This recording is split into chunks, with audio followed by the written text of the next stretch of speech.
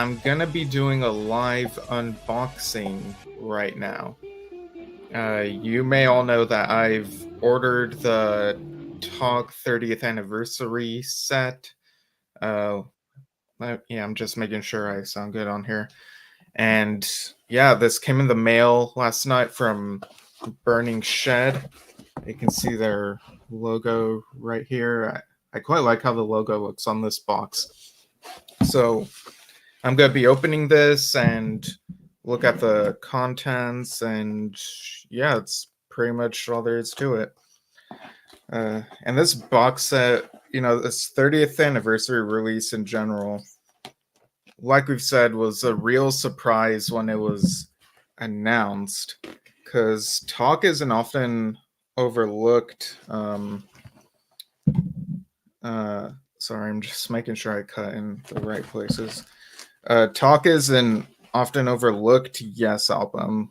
I feel like for some people, they kind of just talk about the Atlantic catalog and then that's it, pretty much. Um, and, it didn't get as much of the spotlight and marketing that they wanted at the time. But lots of people, myself included, consider it, the favorite of the Ray-Ban era. It feels like a nice fulfillment of like everything really coming together for that lineup. Even though it didn't get as much, commercial success as 90125 or Big Generator. So yeah, I've opened this. There's some. I gotta be careful how I'm like sitting all awkwardly and how I'm like holding this, but yeah, I got some bubble wrap around the vinyl sleeve. Let me just take that off, and I'll play with the bubble wrap later. I recently saw an episode of Monk where I did a full rewatch of Monk because yeah, my roommate was watching it, and so I was like, oh, I'll watch it too. And there's an episode where they like spend some time popping the bubbles on the bubble wrap. But yeah, so here you have this still has a plastic wrap around it, the vinyl sleeve. But look at the size of this sleeve. The idea of talk on vinyl is sort of alien to me. That even when I saw the photos of this online, I didn't really imagine like the large size of this record and like being able to hold it in my hands. Like this feels very strange to me right now, like doing this with this album. Yeah, you got like the letters like all big like that. I guess I should see if there are comments right now. Stephen Topless says hello. Hi, thanks for tuning in. Let me just take the plastic wrap off. This doesn't have any hype sticker on it, so I don't need to worry about saving anything like that. What do y'all do with hype stickers? Do you save them or do you sort of just toss them away? Because that was a question I had a while ago when I think I did a different unboxing for something else on the podcast. Yeah, sometimes the plastic rack is a bit difficult to get off right away, so if I'll get it done quicker, you can use scissors, but do it carefully because you don't want to damage the product, obviously. So I should also read the track listing in terms of the sides. So it says side 1 has The Calling and I'm Waiting. Side 2 has Real Love, State of Play, and Walls. Side 3 has Where Will You Be and Endless Dream. And side 4 has The Calling special version, which is that 8-minute version that has a quiet bit that was, put in there. And I can understand why that was cut out. It kind of halts the momentum of the song, but it's still nice to have that version on here. Also, the credits on the back, you see right there. So produced by Trevor Rabin, engineered by Michael J. and Trevor Rabin, and you've got the musician credits, what everyone plays, and oh, you also got the Spirit of Unicorn music logo right there in the corner. That's fascinating to see. Yeah, like great on them for putting this together. And again, I got this from Burning Shed. Is this also on Cherry Red? Let me double check. Because I think release dates. I remember I got the email for this Burning Shed order saying that the release date had been pushed back a week to the 31st. So,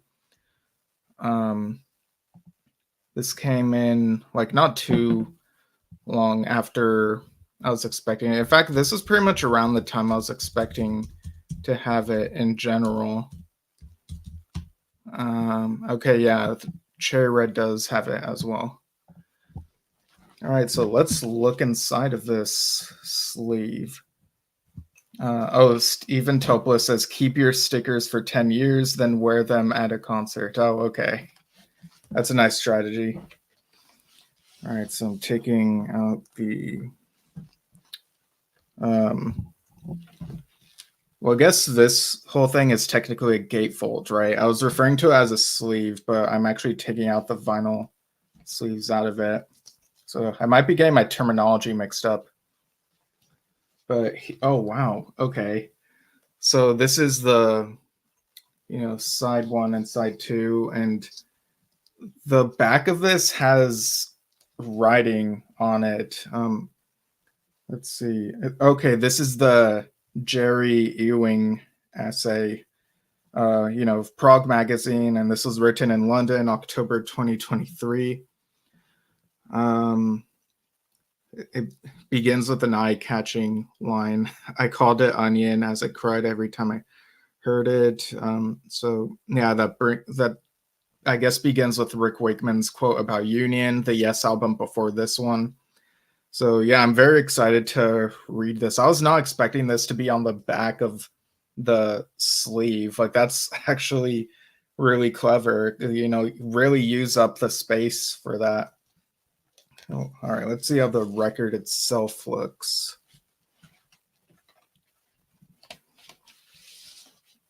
Okay. So yeah, look at that, the white vinyl record. You got side 1 and side 2. And I actually and even has a Spirit of Unicorn logo on there as well. I actually finally got around to ordering a turntable, so it should be coming this week. And I've been trying to think about what the first thing I want to play on that is. So I have quite a few records that I've bought from shows these last couple years, and that have also been sent to me for review on here. But yeah, maybe this talk record will be the first thing I play on it. I'm got quite a few things I'm gonna be playing like back to back, I'm sure. And on the podcast, I'll do like a vinyl adventures episode talking about the new turntable that'll be arriving and how my use of it with some of these records has been. So we also have this other sleeve right here. So that has the personnel on one side, and the back has the special thanks and credits. Let me just look at that real quick. Let's see. Project coordination, Steve Hammonds. Also did the track listing. Mastering by Andy Pierce and Matt Wortham. Let's see. Of course, Jerry did the sleeve notes. Reissue design, Kurt Evans. Okay, so yeah, and like I said, you got the special thanks here toward the top. All right, let's take a look. Oh yeah, and right here, like dedicated to all Yes fans. I think that was on the original CD release, right?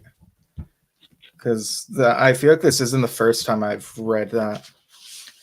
Okay, so this will look pretty much the same as the first LP that I just showed, except obviously the track listing is different, but yeah, you got side 3 right here and side 4. Since I'm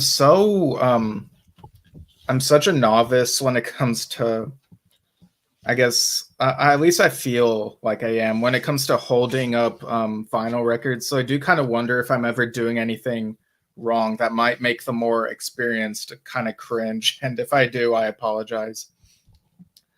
Let me just, okay, see another comment from Robert Nasir. I'll just pull that up. Excellent, great to see it. Looks a great vinyl size versus a CD case. Talk was an album which really came to life for me after seeing the band live at Pine Knob in Michigan. Especially Endless Dream, in which in the studio version, I thought the second half sounded a bit slow and drawn out, but live it was powerful, even majestic. Yeah, I quite like the studio version, but the live recordings I've heard of it just adds a bit more to it. And you know, that song, like, it gets me very emotional and whatnot. Yeah, and we've talked with Trevor on the show about this album. I've had great conversations with him, and yeah, it's great to have this out. Let me show you the inside of the gatefold. It's got the like square. I gotta be careful, make sure that the sleeves don't fall out. It's got those colorful pixely squares, which, you know, at the time that this came out, you know, the album was recorded to hard disk, and you could tell they were leaning into the technology angle with this design. And now it has kind of a quaint retro feel to it. It's really nice. It does sort of remind me of I feel like the Yes singles sleeve design, I guess, is kind of similar in how blocky it is. All right, so let's look at the CDs here. All right, I'm gonna set this somewhere safe. I'll take a look at that.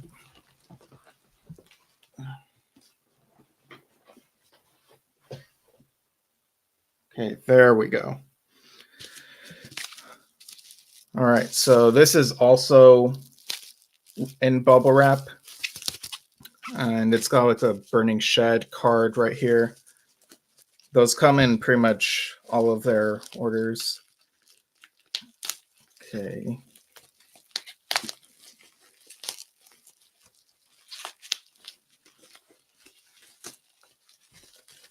So to those of you tuning in, have any of you ordered this yet, or are you planning to?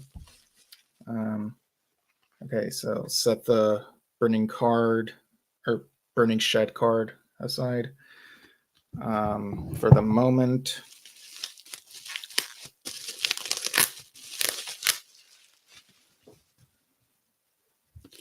All right, so CD box set still in the plastic wrap, which I'm about to remove. And yeah, I quite like the Spirit of Unicorn logo. I'm really obsessed with it right now, honestly. I guess as I unwrap it, I'll look at the track list. So you got original album, The Calling, I'm Waiting, Real Love, State of Play, Walls, Where Will You Be, Endless Dream, and it lists the different parts of Endless Dream, you know, Silent Spring instrumental, Talk, Endless Dream.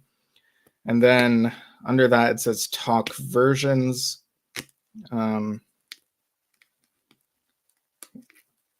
Which includes The Calling special version, The Calling single edit, The Calling radio edit, Untitled Rabin, instrumental, which we've talked about that with Trevor on the show. Endless Dream demo, Where Will You Be, instrumental, Walls, instrumental, Endless Dream excerpt, instrumental. And then the next two discs say Canandaigua, New York, 19th of June, 1994.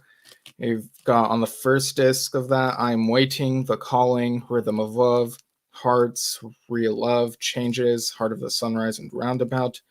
And the second disc of that, Cinema, City of Love, Make It Easy, Owner of Lonely Heart, Rabin, Piano Solo / And You and I, Where Will You Be, I've Seen All Good People, Walls, and Endless Dream.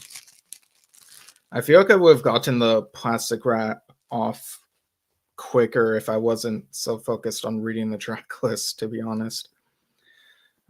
Okay, so see how that slides out of the box right there.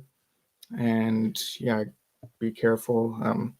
Yeah, I actually was not expecting this sort of little book design. You know, I saw the photos online, and I don't know if I noticed anything like that, but you can see the titles on the spines: Talk versions, and Canandaigua, New York, but in different colors for each disc. David W. Seymour says this looks gorgeous. Yeah, it does. I really like the aesthetic of this. It kind of reminds me, I'm trying to think of like what little books this reminds me of, you know, these little yeah, I don't know.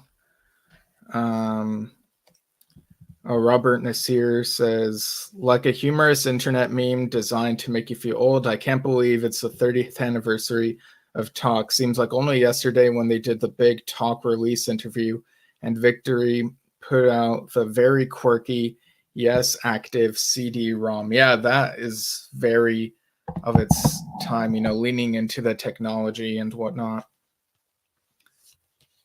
Okay. Yeah, I'm like doing my, don't worry, that was something else. I set that aside so there's more room. David W. Seymour says, we saw that tour. Yeah. Yeah, that tour happened like a few months before I was born. I was born in November of that year, 1994. So this is the one that has the original album, that has that CD. So that's got the original color. See, that's the inside. Let me take out the CD. Gosh, I gotta change my setup. Like,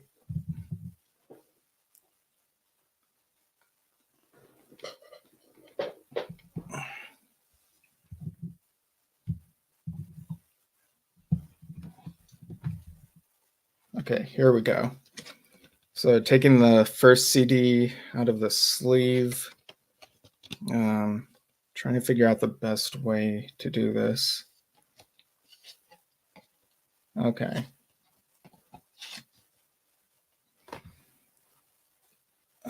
So there's that disc. And I don't know, do you want to see the reflective side? Like, do you really want to see that? I don't know. And then the one that has Talk versions, so that's a second disc in this CD set. Each of these actually colors the Yes logo a bit differently.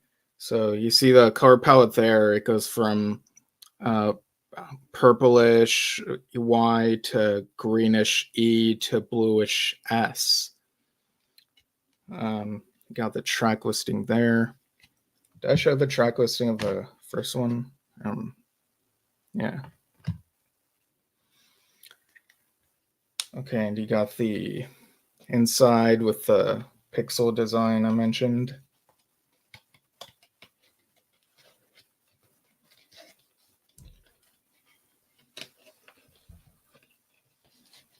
I think this Well, I was gonna say the second CD is probably gonna look the same as the other, but it actually has the different coloring of the logo that was on the CD sleeve cover that I just showed you. So I quite like the consistency there. You know, they're making sure that these things match with each other. All right, now for CD3, the first Canandaigua disc, and again the logo design, it goes from light blue in the Y, and the E has kind of a triple cover thing going on: yellow, red, and is that pinkish? Yeah. And the S is still greenish. This is how the back looks. You got the track listing, and you got this thing that looks like a bar graph with some stars above it. I wonder if that's supposed to evoke a flag, perhaps. Oh, wow. Okay. Yeah, I think that there's very much a flag thing going on, I think. And the inside of the CD sleeve, you got this red, white, and blue color palette. You see some stars. And I kind of wonder if the squares and bars are supposed to be like stripes.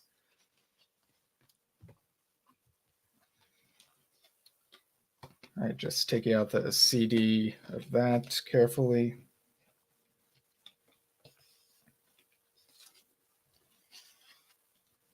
Okay, so there's that.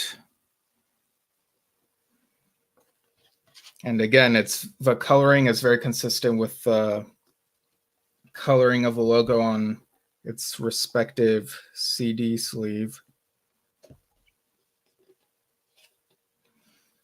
Yeah, I feel like it's kind of a tight fit, these CD sleeves.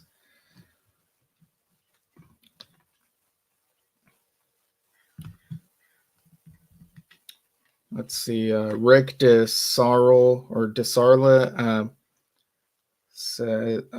prefers jewel cases. Yeah, I can see that. You know, jewel cases have pretty good protection. So I'm gonna do my best to preserve these for as long as I can.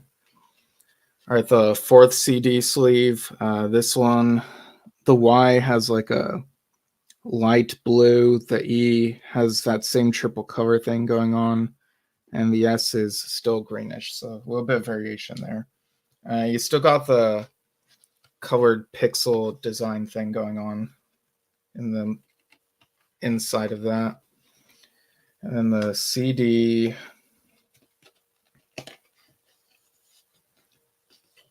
Okay, here we go. And yeah, again, consistent with the coloring of the cover of that one. It would have been a real surprise at this point if it had been wildly different from that particular cover. Okay, and inside of this is also the liner notes, the little booklet thing. So I'll give that a look.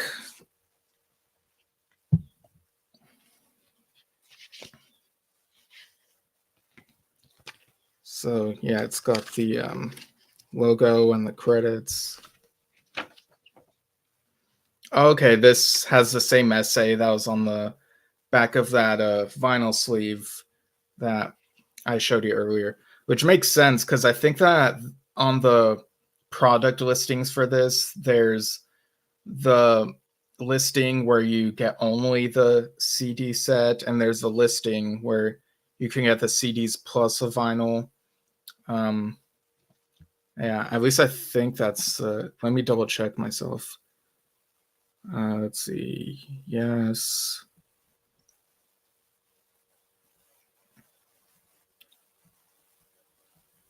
I'm just learning right now that the Yale Bowl 71 vinyl is also available on Burning Shed. Interesting.